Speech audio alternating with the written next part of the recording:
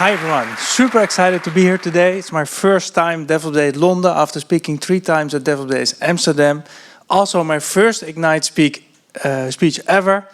Also it's the last one of the conference, so I say let's go out with a bang. Today I'd like to talk to you about the Scrum Master role. It's often a role that's often heralded as crucial to the success of agile teams, and I beg to differ. There are some things wrong with it, I think. By the way, nice to meet you. My name is Henk van de Schuur. I work at Schuur, a Dutch IT company, and delivering mission-critical IT solutions in vital industries. We're a company without managers, and we brought DevOpsDays to the Netherlands around 2012. So as a community, we have changed the word master. Let's start with the title. In many various places. Why didn't we do that for Scrum Master, like Scrum Lead or Scrum Facilitator? Interesting. And as you might know, the Scrum Master role is often part and it's embedded in many commercial frameworks like Scrum and SAFe.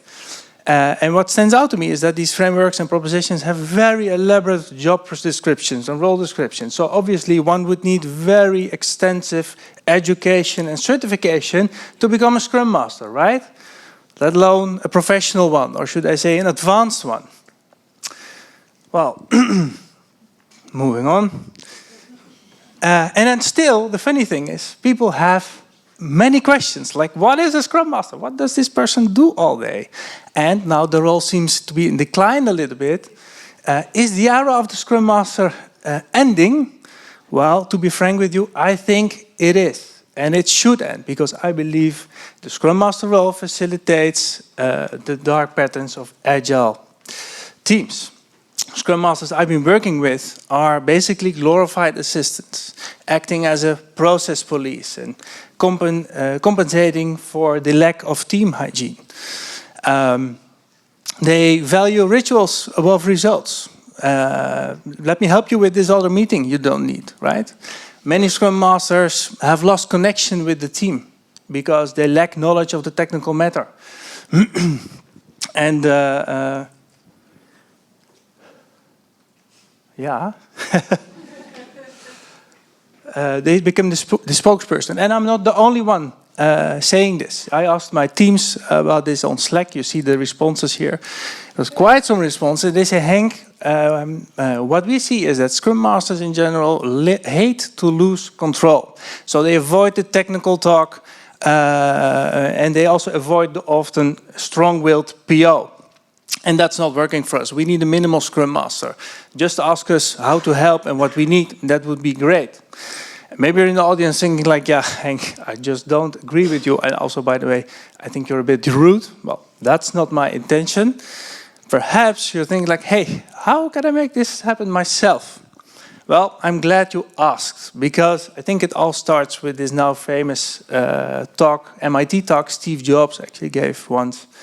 He says, true learning and growth comes from long-term ownership. Eat the fruit instead of only looking at it. And I couldn't agree more. At Schuur, we say, you touch it, you own it. So if you have an opinion about something, make it actually better. And if there's disagreement in your team, get into a room with the whole team and have the actual, real, vulnerable conversation. We work with consent. So is it safe enough to try? Or are there actual objections? Let's talk about it. And also keep thinking, as change is the only constant nowadays. Build these habits, that's my point, and the Scrum Master role will become obsolete. What does that mean for the Scrum Master? I'd say actually become part of the team as an actual team member and actually make things happen. Improve the time to value of the team by removing dependencies and mitigating risks. Or improve quality by actually making your CI/CD pipeline NIS2 compliant, for instance. The thing is, in the end, I think if a team is not functioning as well as it could be, that is not the Scrum Master's problem, as many rules prescribe.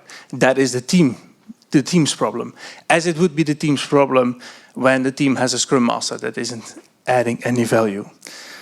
That's what I got for you today. Thank you for being here, and I'd love to hear your perspective.